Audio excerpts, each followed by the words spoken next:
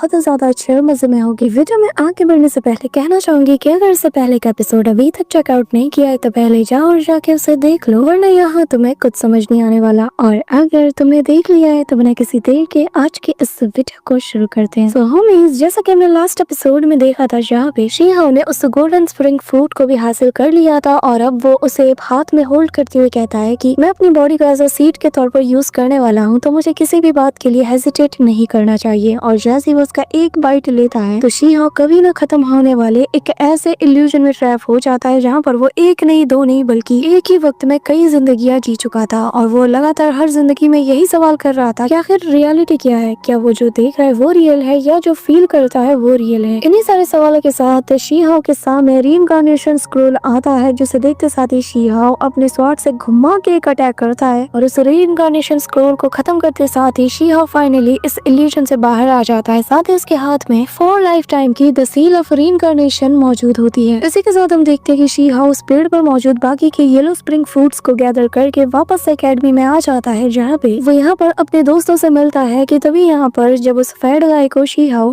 Spring fruit के बारे में बताता है, साथ ही उसे टेस्ट करने को कहता है कि तभी बीच में रैपिड गर्ल आ जाती है और उसके हाथ से उसे छीनते हुए कहती है कि देखने में ये तो बहुत ही कमाल का लग रहा है, चलो देखते हैं कि खाने में कैसा लगता है। और ये कहते साथ ही वो उसे खा जाती है और इससे पहले कि शीहाओ उसे रोक पाता है, यहाँ से वो रैबिट गर्ल गायब हो जाती है। और अब आगे होमीज, हमारे इस एपिसोड के स्टार्टिंग में ही हम देखते हैं कि अचानक से शीहाओ और उस फैट गाय के सामने कुछ छोटा सा किलिंग आसमान से गिरता है और जिसे देखकर वो फैट गाय कहने लगता है कि एक बात बताओ, तुम्हारे साथ वो लड़की कहाँ गई। कि तभी जैसे ही शीहाओ और वो फैट गाय आसमान में अपनी नजरें दौड़ाते हैं तो इन्हें स्पेस के ऊपर एक गोल्डन कलर का क्रैक नजर आता है, जो देखते साथ ही शीहाओ यहाँ पर अपना एक बैरियर बना लेता है ताकि इनके ऊपर लाइटनिंग ना गिरे। और अगली पल शीहाओ बताने लगता है कि जब मैंने इस फ्रूट को खाया था तो मैं एक ऐसे इल्यूजन में ट्रैप हो गया था जिससे निकलना बहुत ही ज्यादा मुश्किल था, ताकि उस इल्यूजन में मैंने ऐसा भी फील किया कि जैसे मेरी बॉडी भी मर चुकी है और मुझे जिसका एहसास तक नहीं हुआ। मैं इतने सालों तक वहाँ फंसा रहा और इस चीज का एक्सपीरियंस करने के बाद मैं कह सकता हूँ कि वाकई में इस फ्रूट की जो पावर है ये बहुत ही ज्यादा ओवर बियरिंग है। इसी के साथ ही ये लोग यहाँ पर बैठ जाते हैं और वो फैट गाय कहने लगता है कि चलो उसके वापस आने तक हम इस किलिंग का यहाँ पे ख्याल रखते हैं। कि तभी इसी के साथ यहाँ पर एक दिन बीत जाता है और अचानक से यहाँ पर वापस से वो गोल्डन लाइट इमिट होती है और जिसके बाद फैट गाय अपने पास मौजूद उस किलिंग को फेंक कर सीधा उस रैबिट गर्ल को कैच करने के लिए दौड़ता है। और जैसे ही वो उसे होल्ड करता है वो उससे कहने लगता है कि बनी, क्या तुम ठीक हो। यहाँ पर जैसे ही वो लड़की अपनी आंखें खोलती है तो वो अपने नजरों के सामने फैट गाय को देखकर बहुत ही ज्यादा डर जाती है और उछल कर दूर गिर जाती है। जिसके बाद वो कहने लगती है कि मोटे लड़के, तुम्हें देखकर तो भाई मेरी रूह कांप गई, आखिर तुम मेरे साथ ऐसा कैसे कर सकते हो। इसी के साथ वो यहाँ पर कुछ बताने वाली होती है लेकिन तभी वो सब कुछ भूलने लगती है और कहने लगती है कि अभी अभी जो चीज मैंने देखी आखिर मुझे याद क्यों नहीं आ रहा। मुझे अच्छे से याद है कि वो फैट गाय ही था जिसने कि मुझे वो बातें बताई। कि तभी वो वापस से सब कुछ भूल जाती है और शीहाओ से कहती है कि आखिर ये कौन सी जगह है। इससे दौरान शीहाओ उसके करीब जाता है और कहने लगता है कि जरा अपने हाथों पर बने उन पैटर्न्स को देखो और फिर बताओ। जो सुनते साथ ही वो रैबिट गर्ल अपने हाथों को चेक करती है लेकिन उसे इसमें कुछ खास नजर नहीं आता और कहती है कि यहाँ तो कोई भी मार्क्स नहीं बने हैं। कि तभी ये चीज शीहाओ को थोड़ी अजीब लगती है और इसी दौरान उस रैबिट गर्ल की नजर जाती है कि इसके पैर पर एक पैटर्न बना हुआ है, जिसे देखकर वो चिल्लाने लगती है और कहने लगती है कि आखिर मेरे पैर पर क्या बन गया। यहाँ शीहाओ उस पैटर्न को देखता है और फिर अपने हाथ पर बने उसी वक्त वो अपने पैर पर एक निशान देखती है जो दिखने में ऐसा लग रहा था कि किसी ने उसे मिटाने की कोशिश की हो। तो ये देखकर एलेक्स रैबिट गर्ल से कहता है कि तुम मुझे अपनी मेमोरीज दिखाओ, मैं उसमें से देखकर सब कुछ बता दूंगा। अब रैबिट गर्ल एलेक्स को मेमोरीज दिखाने लगती है, जहां जैसे ही वो दोनों ये प्रोसेस स्टार्ट करते हैं तभी एलेक्स रैबिट गर्ल के सी ऑफ कॉन्शियसनेस में गिर जाता है, जहां वो एक बड़ा सा फर्नेस देखता है जो ब्लड से भरा हुआ था और उस पे टाइम और यूनिवर्स का कोई फर्क नहीं पड़ता था। जिसके बाद एलेक्स कई सारी बैटल्स देखता है जिन्हें 4 योद्धा लड़ रहे थे। तभी एलेक्स उन योद्धाओं को ध्यान से देखता है तो उसे पता चलता है कि उनमें से एक लड़की वही मास्क वाली लड़की है जिसने एक बार पहले भी उसकी जान बचाई थी। ये देखकर एलेक्स मन में सोचता है कि रैबिट गर्ल का इल्यूजन मेरे इल्यूजन से काफी अलग क्यों है। तभी एलेक्स एक और योद्धा का चेहरा देखता है जो मोटे लड़के की तरह लग रहा था। उसी वक्त एलेक्स देखता है कि वो चारों लोग उस फर्नेस को प्रोटेक्ट कर रहे थे क्योंकि उसके अंदर कोई था। जहाँ जैसे ही एलेक्स उसके अंदर देखने की कोशिश करता है अचानक से रैबिट गर्ल का सर दर्द करने लगता है। इसलिए एलेक्स वो प्रोसेस बंद कर देता है और रैबिट गर्ल कहती है कि मुझे एक आवाज आ रही है जो मुझसे कह रही है कि जल्द ही एक योद्धा आएगा जो इतना लंबा जिएगा कि यूनिवर्स उसके सामने छोटा लगने लगेगा। उसे अपने रास्ते पर अकेले चलना होगा और वो बहुत ही अकेला हो जाएगा, पर ये जर्नी सबके लिए इम्पोर्टेंट होगी और इसलिए वो योद्धा सेक्रीफाइस देगा। इधर हम देखते हैं कि वो योद्धा और कोई नहीं बल्कि एलेक्स था, जहाँ ये वॉइस सुनने के बाद अचानक से रैबिट गर्ल की आंखों में आंसू आने लगते हैं। तो मोटा लड़का रैबिट गर्ल से पूछता है कि तुम रो क्यों रही हो। इस पे रैबिट गर्ल कहती है कि पता नहीं, पर मुझे ऐसा लग रहा है कि मैं किसी के सेक्रीफाइस की ऐसी स्टोरी जानती हूँ जिसकी वजह से मुझे अपने आप रोना आए जा रहा है, लेकिन मुझे उस पर्सन के बारे में याद नहीं आ रहा। ये सुन के रैबिट गर्ल उसे पीटने के लिए उसके पीछे भागने लगती है क्योंकि वो उसे इनडायरेक्टली मोटी बोल रहा था। इधर एलेक्स मन में बोलता है कि मैं इस इल्यूजन का राज बाद में जानने की कोशिश करूंगा, पर फिलहाल ग्रेट एल्डर के मंगाए हुए मटेरियल मैं इकट्ठा कर चुका हूँ, इसलिए अब मेरी बॉडी को सीड बनाने का प्रोसेस स्टार्ट हो सकता है।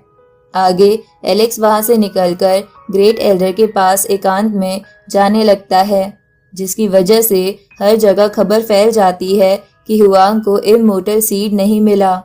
इसलिए वो डर के मारे छुपने जा रहा है। इस तरफ एलेक्स जैसे ही ग्रेट एल्डर के पास पहुंचता है तो ग्रेट एल्डर एलेक्स से कहते हैं कि तुम बैम्बू एसेंस और येलो स्प्रिंग फ्रूट लेकर आ चुके हो। ये सुन के एलेक्स कहता है कि मैं तो आपको सरप्राइज देने वाला था, पर आपको सब पहले से पता है। आगे एल्डर एलेक्स से बोलते हैं कि दोनों में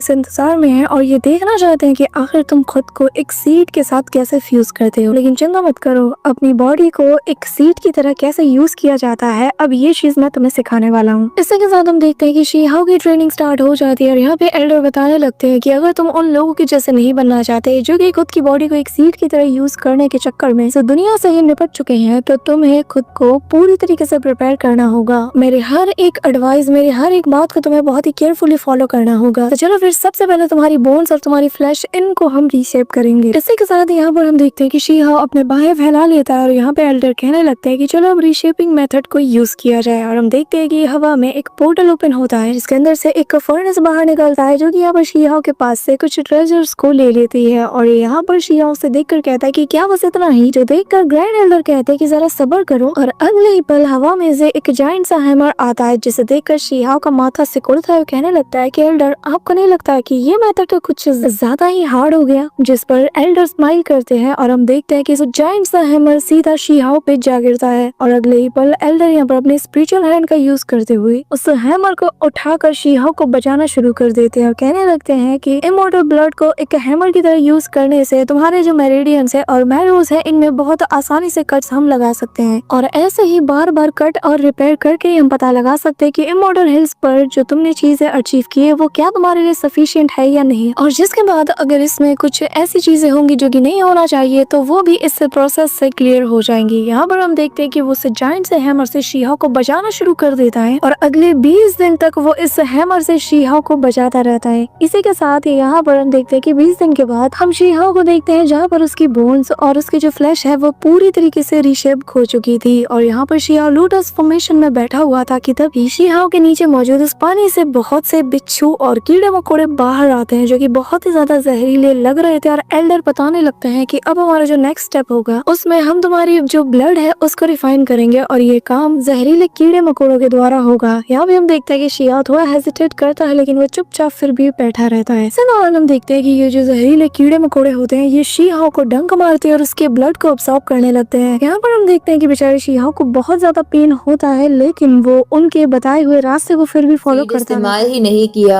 लेकिन तुम्हें एक स्ट्रॉन्ग सोल की भी जरूरत है। भले ही तुमने अपने सोल का क्लोन बना लिया है, लेकिन तुम हेवन यानी यूनिवर्स के रूल्स के अगेंस्ट आगे बढ़ने वाले हो, इसलिए तुम्हें अगर कहीं फंसना नहीं है तो तुम्हें अपनी बॉडी के साथ साथ एक अच्छी सोल भी चाहिए होगी। अब ग्रेट एल्डर अपने पास से एक मंत्र का आर्टिफैक्ट निकाल कर एलेक्स के सर पे लगा देते हैं,